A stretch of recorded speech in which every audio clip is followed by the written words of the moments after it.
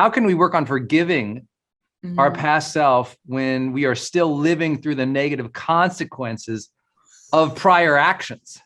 Wow, Woo! that's amazing. Is that amazing? I, Gosh, Allison, what a fantastic question. yeah, thank you so much, Allison. What I'll say to that is that I don't think forgiveness comes as like one part.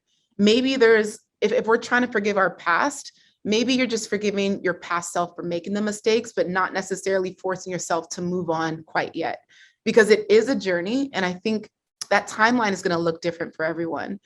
I'm trying to think of like an analogy or a parallel, but if you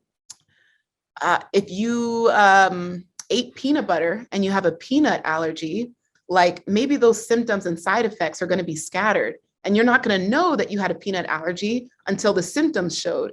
And so you're not going to say, oh, idiot, why did I eat peanut butter that time? It's like, oh, wow, now that I know, I'm not going to eat peanut butter moving forward, but I may still have to deal with the repercussions and consequences. And that's okay. I can have grace in that process.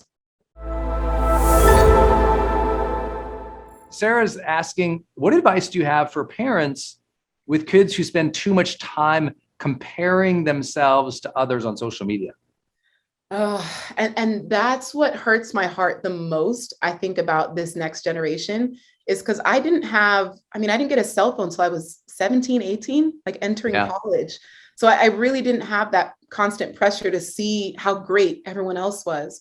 I think instead of making them feel greater than their peers, help them just develop their own self-love through a skill or through an activity. Again, I really preached on art, because art is something that is so like spiritually fulfilling. It has nothing to do with like being accomplished. It's just something that fills your soul. So if you can enroll them in some type of activity that allows them to see a product of their own hard work and discipline, that can carry them through life. And I think it'll also give them a healthy distraction to get off of social media and stop the scroll and get offline and fill their soul.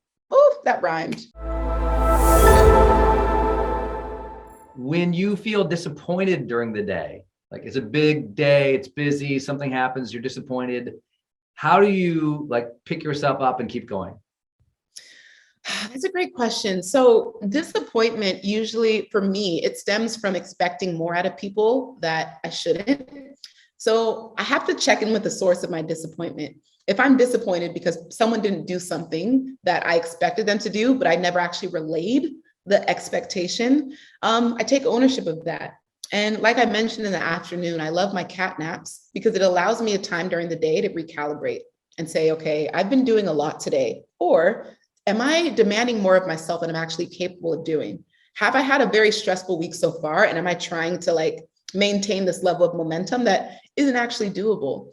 So I just give myself a lot of grace. And I always remind myself like, okay, is today going to be a throwaway day? I don't like to waste days, but there are days where it's like nothing goes right. It's like, okay, you know what? I'm going to go for a walk and just listen to a playlist that makes me feel good and try again tomorrow.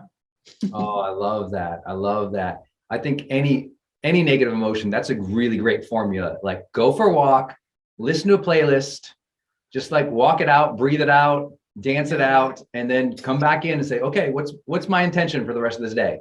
Sometimes that intention is like, I'm out. And other times it's like, oh, I still got to achieve these last 4 emails and I'm out. And I think that's critical. That reset routine, I think is so key. So I literally have a card above my desk. It's like my reset routine. Like it's instructions. Do these 6 things every time you get upset. And because when I'm upset, I need some instructions. Otherwise, I'll follow my worst intuitions.